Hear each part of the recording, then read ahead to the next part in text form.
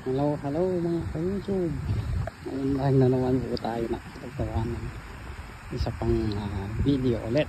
Ngayon, isa ulit na adventure itong ginawa ko kasi solo ko na naman. Solo kong nag-adventure. Nakikita ko kasi yung Lafarge Lake. Nabanggit ko ito sa isang mga live video. Nakita ko to last year. Minahangad kong pumunta dito pero natatakot pa kasi ako. Kasi hindi ko pa ako familiar sa mapa ng Canada nga, ng Vancouver pala, ng yun, yung part ng British Columbia. Ngayon nakita ko na yung Lafarge Lake. So ang lugar niya is sa port sa may Coquitlam. Hindi ko alam kung part pa rin to ng Vancouver, pero sa alam ko hindi na. Ito yung Lafarge Lake. Akala ko napakalaki, maliit lang pala. So mamaya mag-experiment tayo na mag-fishing dito. So ito yung Lafarge Lake. Nasa gitna siya ng Townsend, ng pangalan to, ng city. Yan. Medyo gitna ng city. Yan o, ang daming building sa background. So ito ang itsura ng Lafarge Lake sa Coquitlam. Nakakatuwa yung pato, tignan nyo. Hindi ko alam, pato nga. Ganda, no? Yan, puti yung beak. O nag-yellow siya dahil sa lamig. Yan, okay, so balik tayo. Yan. And may fountain pa sa gitna ng lake. Ikutin natin, maliit lang naman.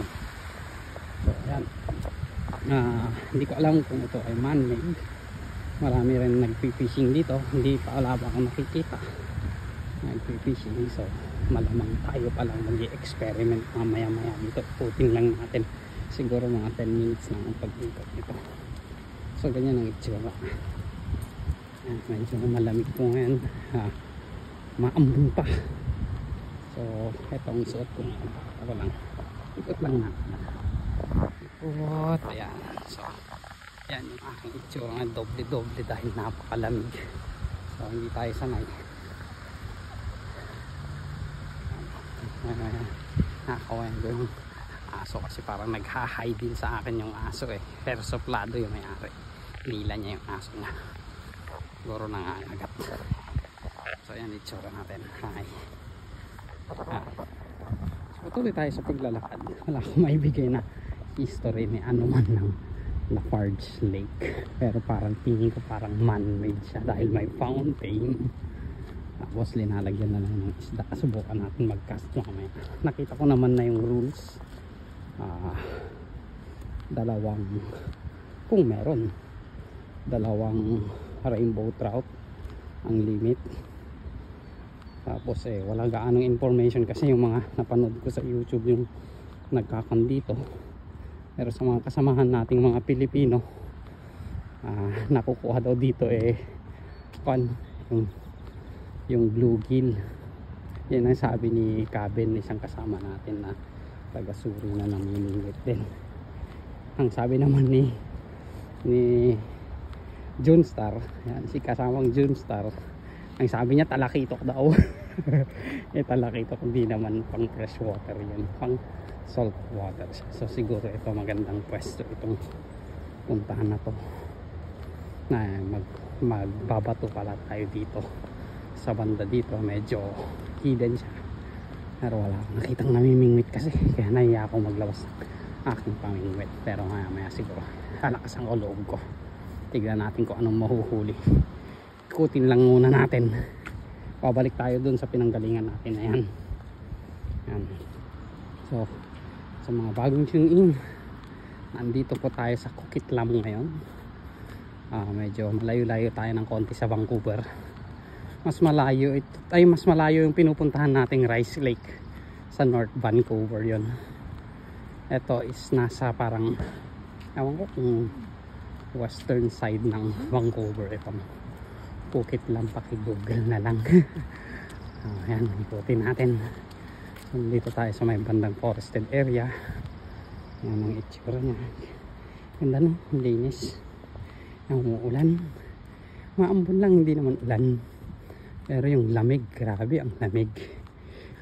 Wala akong nakikita nagpi-fishing. Bakit ganun? Nayatuloy ako maglabas ng gamit ko. Kung may makita sana ako, kahit isa lang, pwede. pero gagawin natin yun maya maya lang. Anyway, shout out nga pala sa mga nakatune dyan, yung mga dating mga kasama nating suki na nanonood ng ating munting channel. Nagbanggit ako ng ilan, pero kung hindi ko kayo nabanggit, wag sana sasamaan loob. So ayan, si Marie Crissy, si Ate Celsia, yung mga yan, sila Ate Des, sino pa ba, sila Mama Gina, ano pa ba maalala ko. Titignan ko rin kung may activity doon. Yan, sila Nicole, sila Ramses, yung mga suki natin na nanonood ng ating munting channel.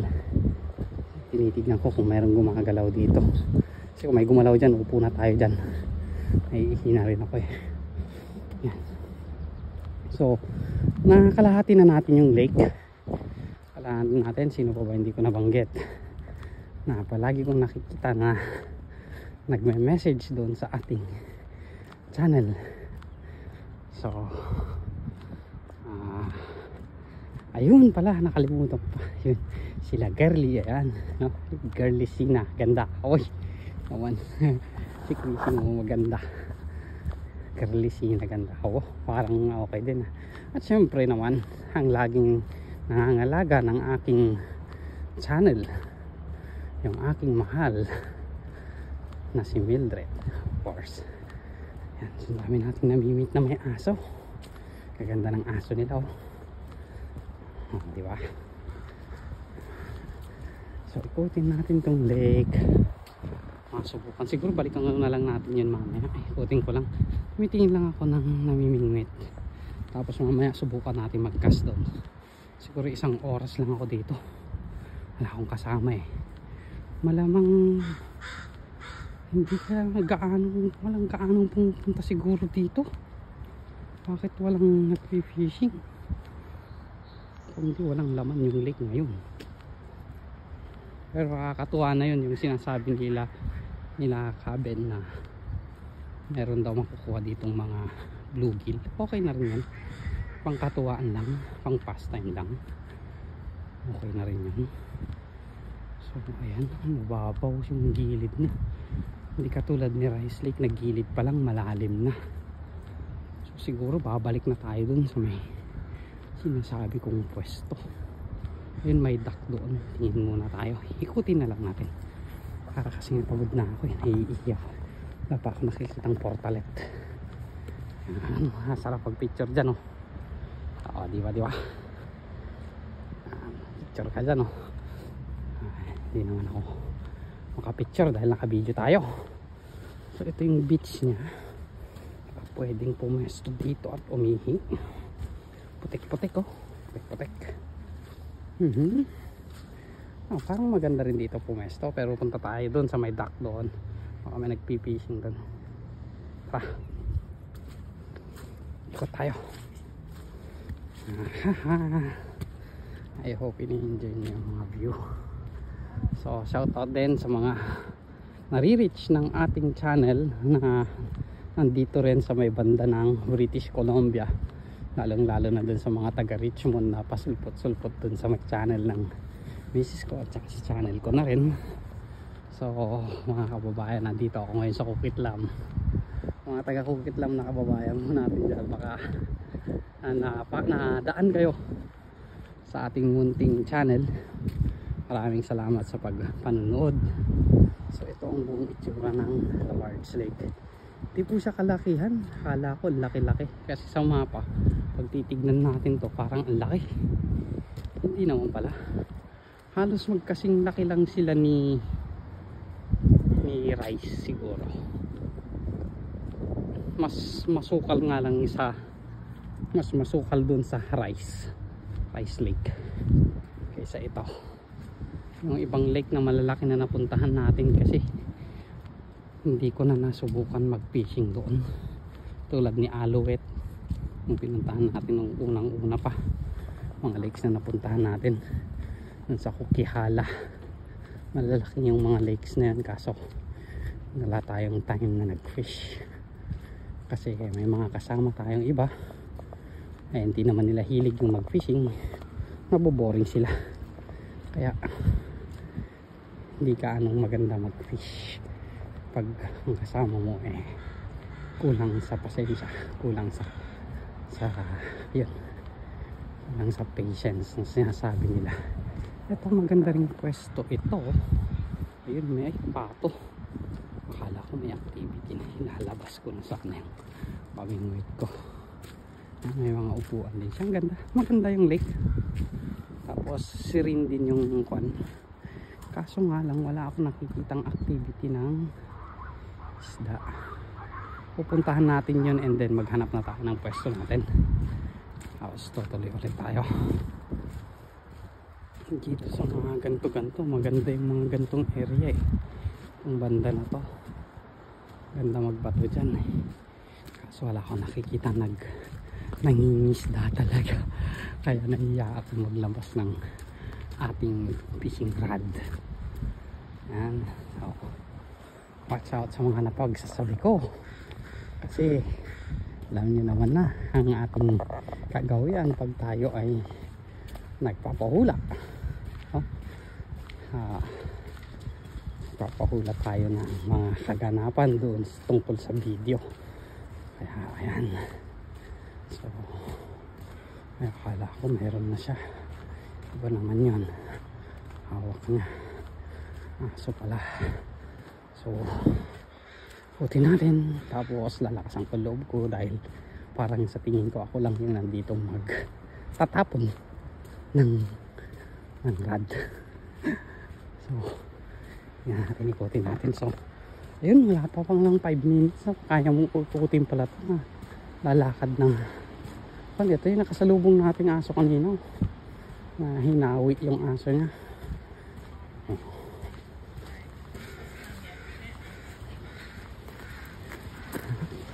Alam ko na, kaya pala hinawi. Dalagita pala, akala ko lalaki yung kanina, may hawak ng aso kanina na hinawayan ko. Kaya pala, suplada pala, hindi suplado. Yung aso naman ang kinawayan ko, hindi naman siya. Bakit kaya ganun? Hindi ko naman kakainin yung aso niya dahil alam kong bawal dito. Kung hindi lang bawal dito, talagang kainin ko yung aso niya. Anyway, taga-apan tayo kasi taga-Cordillera tayo, kaya kumakain ng dog. Itong spot na to, maganda ring area ito, kaso nga lang maliliit yung nandito. So hoping na meron din. Subukan natin maya lang. Wala ko nakikitang activity kasi.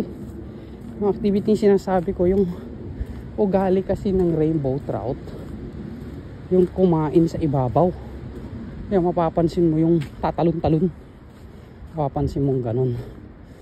Makakita na rin ako ng target na pag-iihian.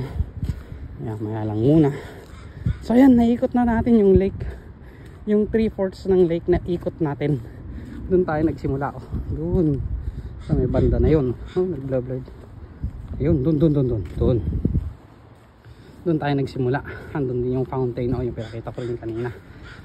So naikot natin almost 5 minutes or mga 7 minutes ang ating linakad para maikot ang ating Lafarge Lake. So may nakita akong pwedeng puntahan doon, pwedeng ihian. So ito yung dock. So ewan ko, wala naman nag-fish talaga. Yung fishing sign na symbol o yung ruling, babaw siya. Nandoon, yun yung mga tao doon. Nandoon yung limit ng pag-fish. So ayan, ito na ang ating video for this day, this week. Nasa Lafarge Lake tayo. Wala tayong makitang nakalagay na Lafarge Lake pupunta tayo saglit sa gubat. Alam niyo na siguro yung gagawin ko, diba? Okay, maraming salamat sa panunood. Hanggang sa next video ulit. Ayun, nagbabalik tayo. Gagaling natin sa, ayun, palis na tayo pala ng pangalan to, ng Lafarge Lake dito sa Coquitlam. So ito yung tsura ng sasakyan natin. sakay tayo ng train. Ito yung last station ng Millennium Line. Ako, yun na pala siya. Sakay na tayo. So hanggang dito na lang. O kaya yun, 3 minutes sabi niya. So pwede pa, tinakbo ko. May 3 minutes pa tayo. So update sa fishing natin. Wala tayo nakuha, walang laman yung lake. So yun nga pala yung mga lakes dito na pinagpipishingan natin. Pangalan to, ni-istakan, nilalagyan nila ng rainbow trout. Hindi palaging merong isda. So pasok na tayo sa tren. Dito tayo sa pinakahuli ng tren. Yung itsura ng tren dito sa loob. And sa info na rin, itong nasakyan natin tren na to is parang ngayong araw ko lang din nasubukan yung tren na to. Ito yung tinatawag na Millennium Line na papuntang Coquit lang. So yun lang ang maidadagdag ko. Wala tayo nakuha ngayon, pero at least na view natin yung Lafarge Lake. Tapos nasakyan ko rin yung isa pang tren. Ito yung tren na hindi ko pa nasusubukan ngayon lang, ngayong araw na to na nagpunta tayo ng Lafarge. So maraming salamat.